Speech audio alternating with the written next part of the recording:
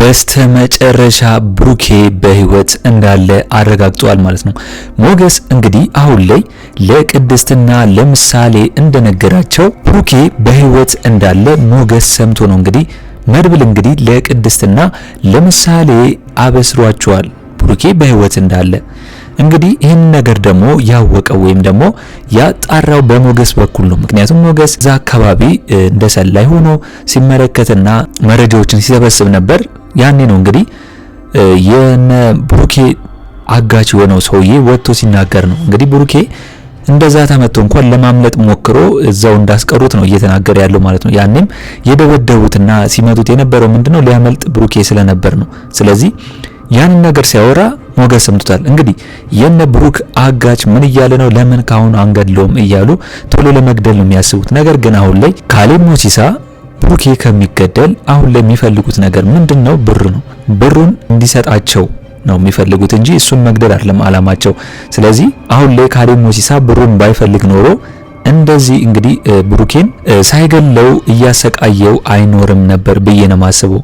ስለዚህ አሁን ላይ እንግዲህ ሞገስ መድብልና የመድብል ጓደኛ ከእንደገና እንግዲህ ኃይላቸውን አጠናክረው ተመልሰው መጥቷል ማለት ነው ብሩኬን ለማስፈታት። አሁን ላይ እንግዲህ ከዚህ በፊት ሶስቱም ብሩኬ የታገተበትን ቦታ ሄደው ሁሉም ነገር ያው አጣርተው መጥተዋል ማለት ማን እንዳሉ ማን ከባድ ሰው እንዳለ ማን ቀላል እንዳለ እንግዲህ የመድብልና የመድብል ጓደኛ እንደዚህ አይነት ሚሽኖችን ከዚህ በፊት ያው ስለሚሰሩ ያውቋቸዋል። ስለዚህ አሁን ላይ እንግዲህ ቀላል እንደሆነና ይሄንን ሚሽን ደግሞ ለሶስት እንግዲህ በፊት ለፊት በር ገብቷል ማለት ነው። ስለዚህ በቀጣይ እንግዲህ ብሩኬ ነፃ ይሆናል። የብሩኬም ስቃይ በዚህ ይብቃ ነው እያለን ያለ ነው። ስለዚህ በቀጣይ ክፍል እንግዲህ ብሩኬ እነ ሞገስ መድብልና የመድብል ጓደኛ አስፈትተውት ወይም ደግሞ አስለቅቀውት ከነዝናና ከካሌብ ሞሲሳ ይዘውት ይመለሳሉ ብዬ ነው ማስበው። እስኪ እናንተ ያላችሁን ሀሳብ አስተያየት ኮሜንት ላይ ማስቀመጣችሁን እንዳረሱ። ምሳሌ ክፍል 102 ቶሎ እንዲለቀቅ ሁላችሁም ኮሜንት ላይ ክፍል 102 ይለቀቅልን በማለት እንግዲህ ይህንን ቪዲዮ ላይክ በማድረግ ጀምሩ። እንግዲህ አሁን ላይ እንዳየነው ከሆነ ምሳሌ ብሩኬ እንግዲህ የጠፍቶ ነው ወይም ደግሞ በህይወት አለ ብሎ ሲናገር ግራ ገብቷታል። ምክንያቱም አባቴ እስከዛሬ ድረስ የት ነው ብላ ነው እየተጨነቀች ያለችው።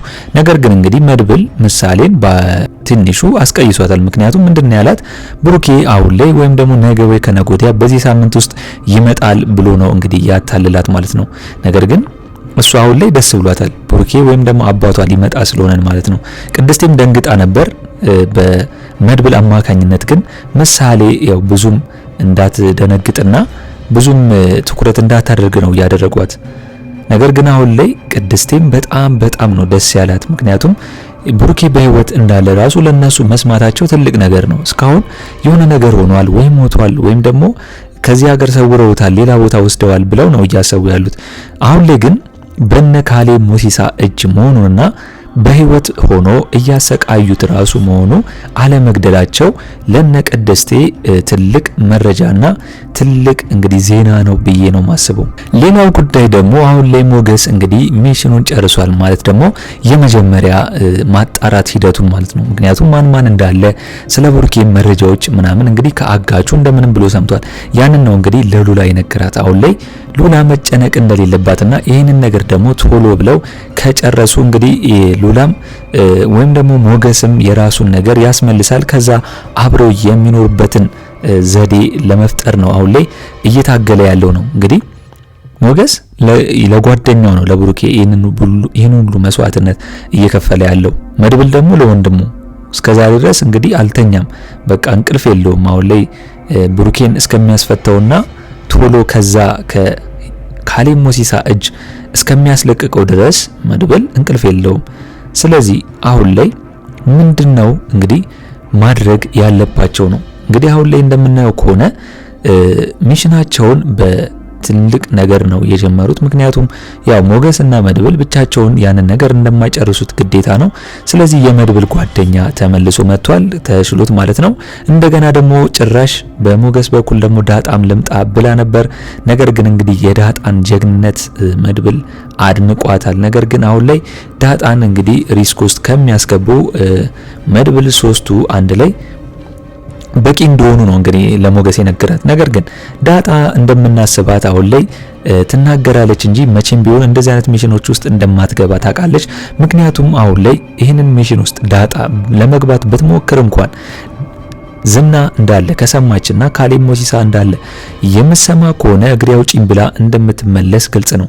ስለዚህ አሁን ላይ እንግዲህ ዳጣ ለአፍ ነው እንግዲህ ለሞገስ እነሱንም ለማበረታታት እኔም ልምጣ ብላ የተናገረችው እንጂ ዳጣ መቼም ቢሆን ዝና ያለበት ቦታ ድርሽ እንደማትል ግልጽ ነው። እንኳን እዛ ቦታ ቀርቶ ቤቷ እንኳን ሆና ዝና ስም ሲነሳና እንግዲህ አሁን ላይ ዝና ተፈቷል እንኳን ተብሎ ሲሰማ እንዴት እንዳደረጋትና እንዴት እንደፈራች እንዴት እንደተንቀጠቀጠች ይታወቃል። ስለዚህ እንዴት ነው በዝና ባለበት ቦታ ዳጣ ደፍራ የምትመጣው ብላችሁ የምታስቡት? ለብሩክ ስትል ልታደርግ ትችላለች። ነገር ግን ዝና እስካለ ድረስ ግን ያንን ነገር እንደማታደርግና እንደማትደፍር ግልጽ ነው ማለት ነው። እንግዲህ ቅድስቴ እንዳየናት ከሆነ ከብሩኬ ጋር የተነጋገረችውን ወሬዎች በሙሉ እንግዲህ እያሰበች ነው የምትገኘው ማለት ነው። ምክንያቱም አሁን ላይ ብሩኬ እንዳለ በህይወትና ሊፈታ እንደሆነ ስለሰማች አሁን ላይ ደግሞ ቀጣይ ከብሩኬ ጋር እንዴት ነው መቀርበው ወይም ደግሞ ከሱ ጋር በምን መልኩ ነው ልጋባ ምችለው እያለች ነው የምታስበው። ከዚህ በፊት እንግዲህ ብሩኬም እንዳላት ማህሌትን ባላገባ ኖሮ ካንቺ ጋር ሆን ነበር ብሏት እንደነበረም ግልጽ ነው። ማህሌት ቅድስቴ ባለች ቁጥር ማህሌት እንደምትቀናና ቅድስቴ ብሩኬን በተንከባከበችው ቁጥር ማህሌት እንደምትናደድ ግልጽ ነው። ስለዚህ አሁን ላይ ቅድስት እያሰበች ያለችው ምንድነው? ብሩኬ በሰላም ተፈቶ ከእሷ ጋር እንዴት ሆኖ ነው የሚገናኙት? ወይም ደግሞ እንግዲህ በሰላም ሆኖ ቢመጣ ለሷ ቤት ውስጥ ደስታ ነው። እንግዲህ አሁን ላይ ኤፍራታ እንግዲህ ማህሌትን ዝና መጥቶ የሆነ ነገር እንዳያደርገኝ እያለች እየፈራች ነው የምትገኘው ማለት። ምክንያቱም እንደሚታወቀው ለመድብል አሳልፋ ዝናን ስለሰጠችው አሁን ላይ ደግሞ ዝና አውቆ እዛ ቤት ከመጣና ኤፍራታን ካገኛት እንግዲህ ምን እንደሚያደርግ ይታወቃል። ስለዚህ ኤፍራታ ማህሌትን እየጠየቀቻት ነው፣ ወይ ካልሆነ ለምን ቅድስት እና ነብሩክ ቤት አልሄድም እያለች ነው። ነገር ግን ማህሌት እንግዲህ ቅድስት ቤትን ብትሄድ ኤፍራታ ቅድስት አፈር አርግታ እንደምትመልሳት ግልጽ ነው ማለት ነው፣ መቼም እንደማትቀበላት።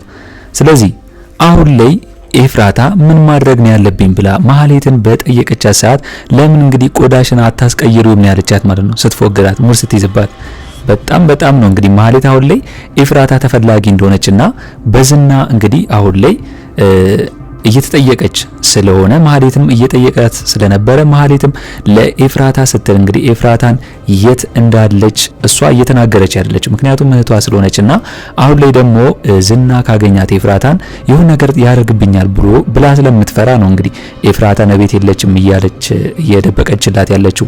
ስለዚህ እንግዲህ ማህሌት አሁን ላይ በጣም ደግሞ ስለ ብሩኬ አሳስቧታል ማለት ምክንያቱም ኤፍራታ እንደነገረቻት አሁን ላይ ብሩኬን መፍታቷና እንደዚህ ይሄ ነገር መፈጠሩ አሁን ላይ ተመልሳም ለብሩኬ እንግዲህ ይቅርታ ብትለው እንደማያደርግላት ነው። እንግዲህ ኤፍራታ ለምን አሁን ላይ ተመለሰሽ? ብሩኬ ከተመለሰ በኋላ እንደምን ብለሽ አትመለሽም ወደ ቤትሽ ይቅርታ አድርገሽ? ምክንያቱም አንቺ ከወጣሽ በኋላና ብሩኬ ላይ ከዝና ጋር ሆነሽ እሱን ከወጋሹ በኋላ ላንቺም ሰላም እንግዲህ የምትፈልጊው ነገር እየተሳካልሽ አይደለም ብላ ኤፍራታ ለማህሌት እንድትነቃ አድርጋታለች ማለት ነው።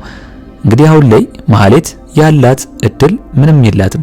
እንግዲህ ቅድስቴ ነች እንግዲህ ብሩኬ እንኳን ቢፈታ ከሱ ጋር መሆን የምትችለውና እሱ የሚቀበላት እንጂ ማህሌትን ከዚህ በኋላ እንግዲህ መቼም ቢሆን እንደማይቀበላት ግልጽ ነው። ምክንያቱም ከዝና ጋር እንደምትሰራ ካወቀና ከሰማ መቼም ቢሆን እንግዲህ